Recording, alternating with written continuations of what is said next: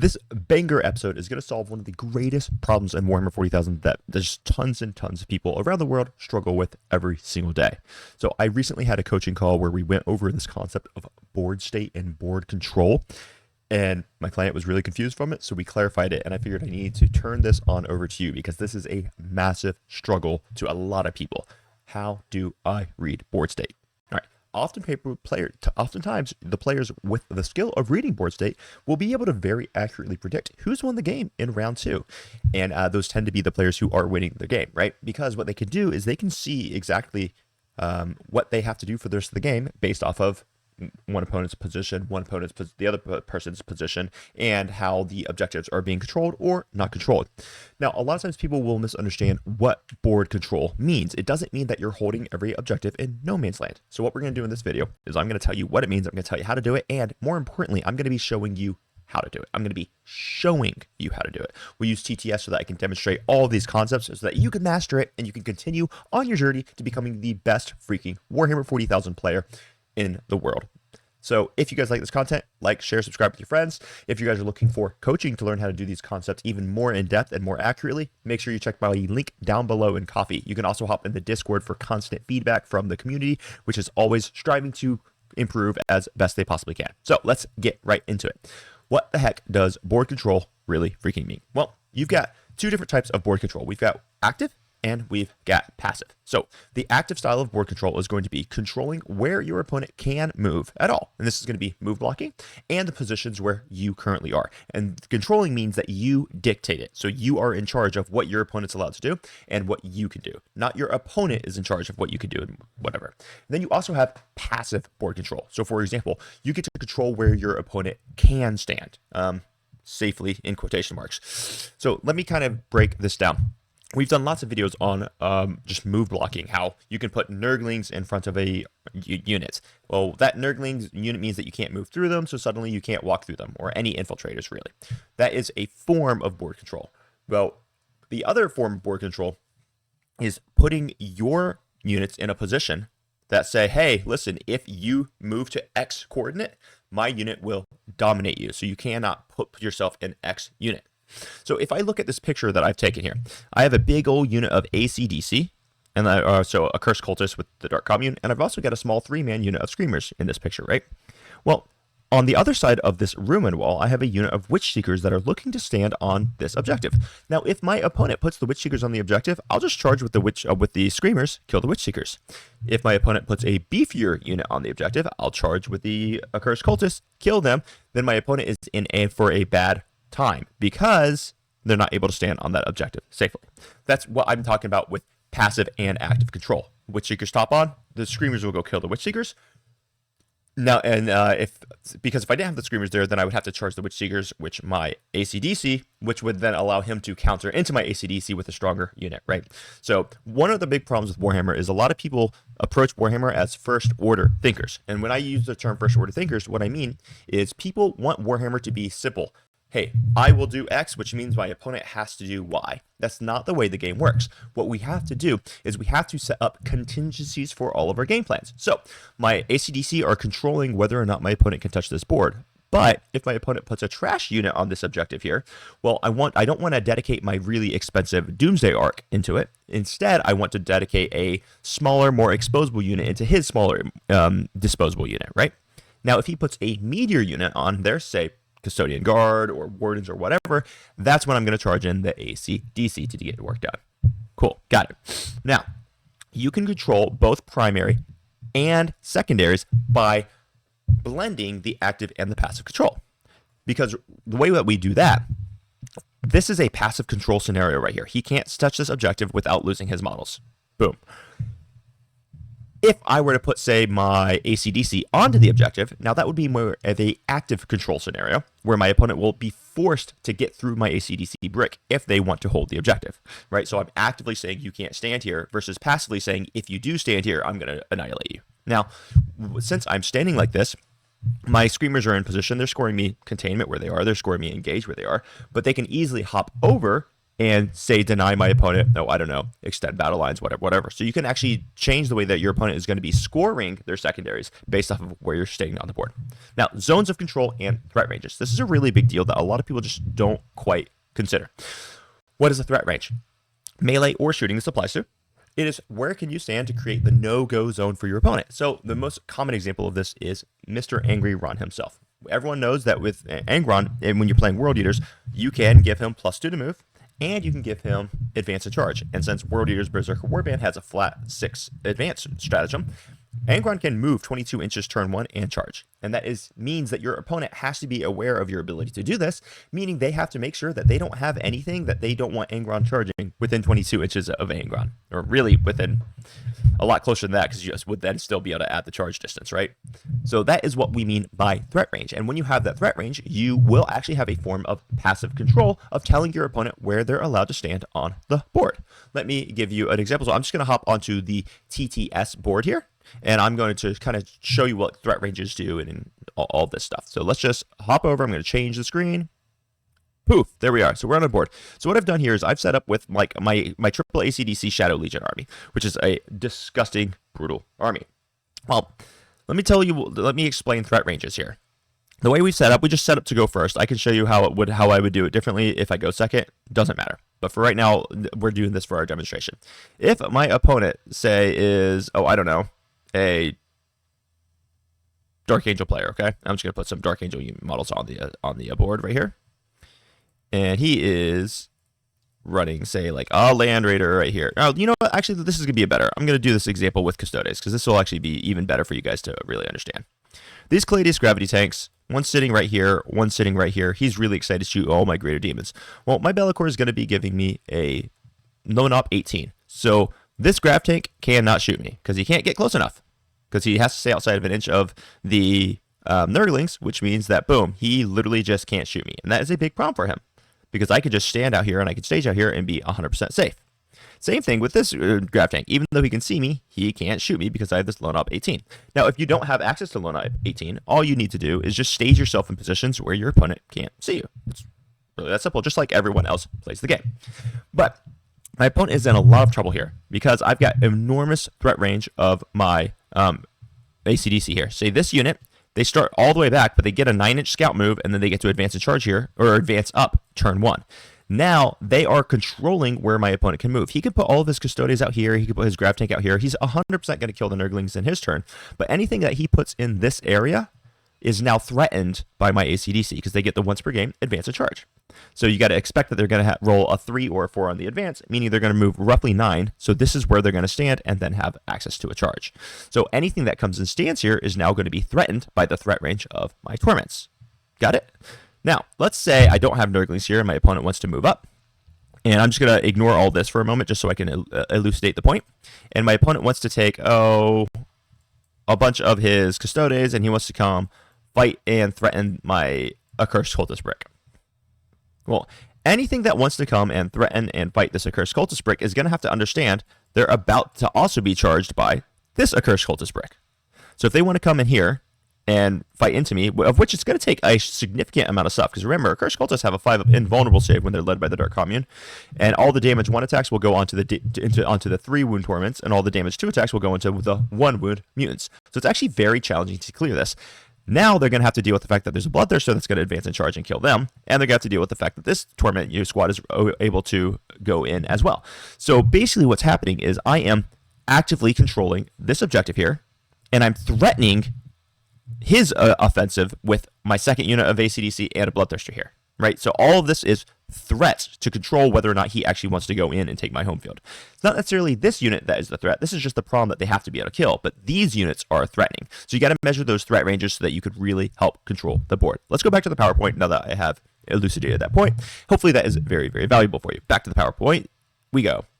All right, tools for board control. This is a really, really, really big one because there's a lot of different types of units and models that you can use to help you control the freaking board. You've got durable units. These are things that can just hold the ground. So a big unit of ACDC in this example gets to hold an objective. A greater unclean one with the 4 Field of Pain can just hold an objective. Death Wing Knights tend to be pretty tough. The Silent King with -1 damage is an extremely annoying unit that you can just have durable, tough units hold objectives. You also have fast movers that are very important for board control. So in this scenario, we've got that Bloodthirster that can advance and charge. We've got the ACDC that has the 9-inch scout move. We've got the advance and charge action on him. In the World Eater's example, you've got the very fast-moving Angron. All these units are actually threatening the board, and they're controlling the board space. Now, you can also do this with shooting, right? So you can have Tau units, for example, under Mont-Ka, where they get to advance and shoot. So they might be able to move 18 inches and then still blast your opponent. Inari can do things like this occasionally in different ways as well. There's lots of armies that have fast shooting that is good. Trash units are really important for board control because trash units can literally just stand in position and actively control where your opponents can stand, and you don't care if your trash units are killed. It's just the way it is. Deep strikes and ingress, this will force reactions and split the attention of your opponent. So when I have a unit in deep strike, let's say I have I don't know, since we're doing Shadow Legion today, let's say I have a unit of my ACDC in deep strike because, Heretic Astartes get deep strike in the Shadow Legion detachment. Then my opponent is going to have to be aware that I'm going to rapid ingress that ACDC unit wherever they really don't want me to rapid ingress them, and that can cause big problems for where they're trying to stage if they're trying to deal with the rest of my army. And then lastly, you have transports and objective units. So these are going to be layered scoring pressures, and I've talked about this in other games. Let's take Orcs, for example. I'll put a unit of boys who have the sticky objective ability inside of a truck. So if my opponent kills the truck, the boys get out. Now they sticky the objective. Now I've got that board area controlled. Things like this, right? So you've got different tools that you can utilize for board control, and I want you to think about that as you are building your list. Now let's talk about deployment for board control.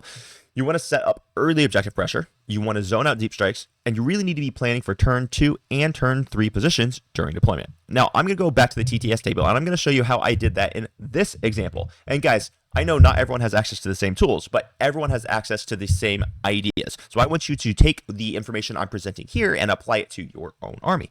So let's go back to the TTS board now, and I'm going to give you a complete rundown of how I am completely controlling the board. So this is me going first.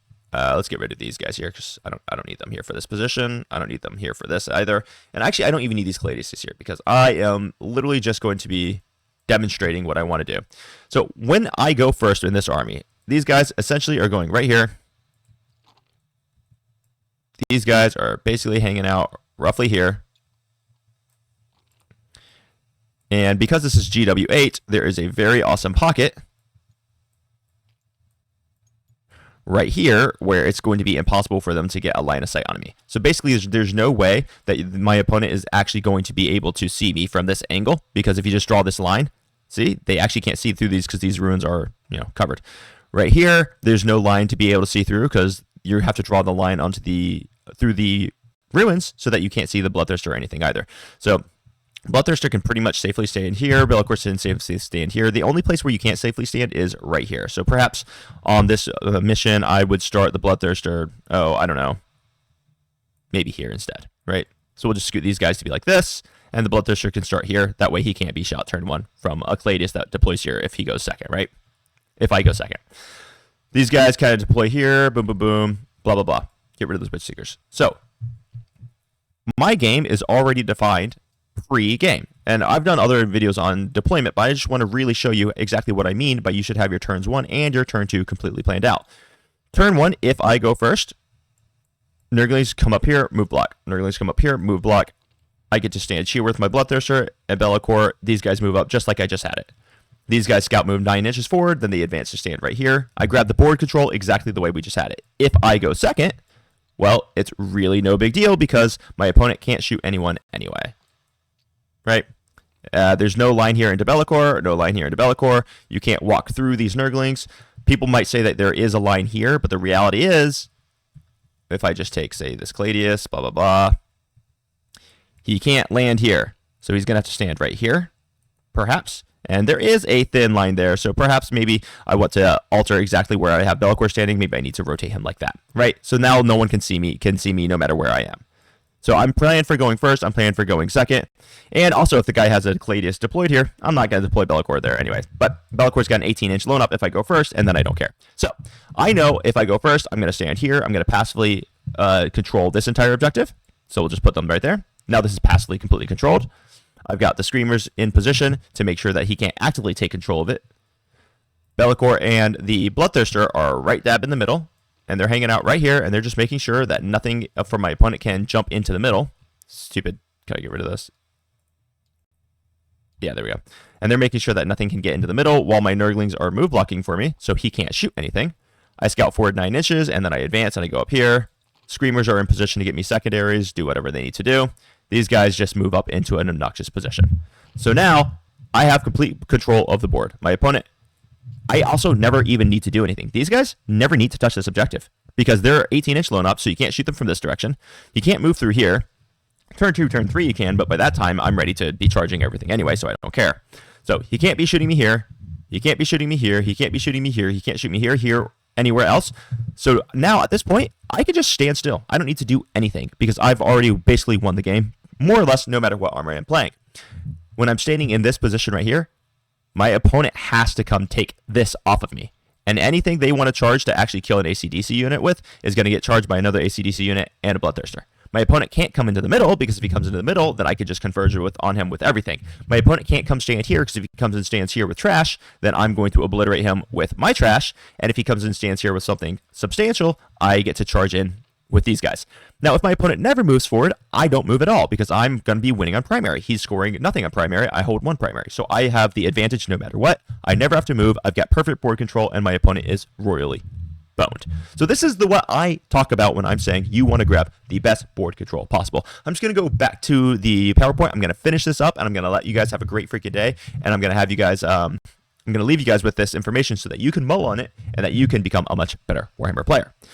All right, so just a few last things. There's a few mistakes that you definitely want to avoid when you're trying to control the board, and when you're developing your board control. You want to avoid overcommitting for early control and losing units. You don't want to lose your units too soon. In this particular example, I don't care if I lose those Nurglings early, if I go second. That does not matter to me. I would care if I lost an AC/DC unit early, so I can't have an AC/DC unit being shot turn 1. You can't ignore your flanks and leave your backfield exposed. Luckily, in this army, I've got 3 units of Chaos Cultists that can do stuff like that for me, right? So I'm always going to be screened everywhere. And doesn't matter what army you're playing, you'll always have units that can do screening for you. And then lastly, you really can't be mismanaging reserve threats or reinforcements. You cannot be doing a rapid ingress of a 9-inch behind cover and then allowing your opponent to 9-inch charge and kill your rapid ingress threat. You can't do things like that, because that's the way that you give away your board control. So just to recap here, guys, I want you to control the zone with your threat rangers. Use your different units for different tools. Trash units do trash stuff, whereas durable units are the ones that are going to survive, and your fast melee threats are the ones that you can't allow to get shot, but you get them where they want to go. That also applies to your fast shooting threats. Your fast shooting threats are the ones that can kind of deny where your opponent can safely stand, and then they can abuse your opponent when they make movement mistakes. But you don't want to expose your fast shooting threats because they tend to be a little bit squishy. Board control is an army working synergistically, not by individual units. If any one piece of the units that I had on the TTS board that I had just given you, if any one of those units isn't there, the game plan doesn't work. If I don't have the Accursed Cultist, well, hell, let me just show you real quick, because it's probably better if I just show you rather than explain it. You'll get a better understanding of it. So if this squad of AC/DC is not here, my opponent gets to safely hold this, and then I don't have an advantage, which means I have to start pressing. If Be'lakor is not here, that means my opponents are going to be able to blast this squad, and they're going to be able to blast my Bloodthirster, which means my Bloodthirster can't stand here. If this squad is not here, that means I don't have the same counter charge threat if my opponent decides to come into the AC/DC here. If the Bloodthirster is not here, then that means I don't have the hard-hitting threat for a lot of like your big tougher units. So basically, if I lose any one of these units, then I'm screwed. If I don't have this AC/DC here, then obviously I'm not holding primary and I'm not winning. So my opponent and I are both going to be pressured to actually make a move. So army works synergistically. I'm controlling the board with everything. Even the screamers are really important here, right? Sorry, they flipped over. The screamers are really important because, like I said earlier, if my opponent wants to put a unit of trash to touch this objective, I don't want to dedicate my big Doomsday or my big Doomstar Death Star unit into them. I want to actually send my trash to compete with their trash. So it's actually very, very important that even your trash units are positioned correctly. These guys' job is to make sure that you don't move turn 1, or if I go second, they're there to be roadblocks to my movement so your opponent can't move too far up turn 1. It really is that simple. So it's all very, very synergistic, and it's beautiful, and everything is just absolutely Marvelous. So guys, the quick recap, I want you to control zones with your threat ranges. I want you to use different units for different tools, and the board control is the army working synergistically, not individually. So here's my question for all of you, and I want to hear it in the comments down below. Did you lose games because did you win the games when you control the board, or did you lose because you didn't control the board? A lot of people like to blame things on dice. I like to put all of the control I possibly can onto my own hand, and I want to control the board with my synergistic units, and I want to decrease the impact of dice on my game. And that's what you do with board control. So with that, I'm going to leave you. I hope you all have an amazing freaking day. Crump on. Bye-bye.